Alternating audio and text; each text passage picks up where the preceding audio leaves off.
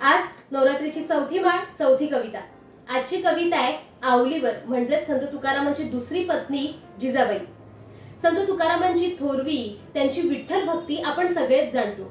मात्र इतिहासात आवलीचा उल्लेख भांडखोर, कर्णकर्कशा असाच दिसतो। खुद्द संत तुकारामच एका अभंगात म्हणतात की बरे झाले देवा बाईल कर्कशा, म्हणजेच काय तर बरं झालं देवा अशी मला भांडखोर बायको दिलीस, जेणेकरून माझं मन संसारात न रमता तुझ्या भक्तीत रमतं।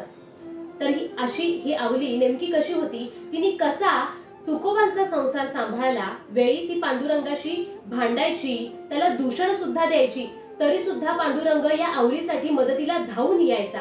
तर अशा या आवलीची थोरवी बाबा बोरकरांनी वीट या कवितेत मांडली आहे। तीच कविता सादर करते।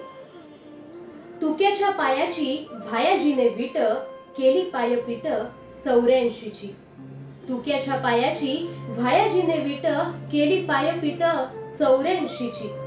तयाचा संसार करावया गोड, हातापाया फोड येऊ दिले। पोचवया त्याच्या भुकेला भाकर, पोचवया त्याच्या भुकेला भाकर, काट्यांचे डोंगर पालाडिले। न चुकावी त्याची पंढरीची वारी, न चुकावी त्याची पंढरीची वारी, म्हणून गोसरी नोलांडिली। मांडीला त्यासाठी देवाशीही दावा, मांडीला त्यासाठी देवाशीही दावा, वेळी त्याची आवा उद्धरिली। आदळीली पोरे आपटीला माथा, आदळीली पोरे आपटीला माथा, परी त्याचा गाथा सांभाळीला। सार्थक जाहले तुक्याच्या जन्माचे, सार्थक जाहले तुक्याच्या जन्माचे, विमान देवाचे आले दारी। सार्थक जाहले तुक्याच्या जन्माचे, विमान देवाचे आले दारी। असून गर्भार 5 महिन्यांची, गाफण म्हशीची आई भया।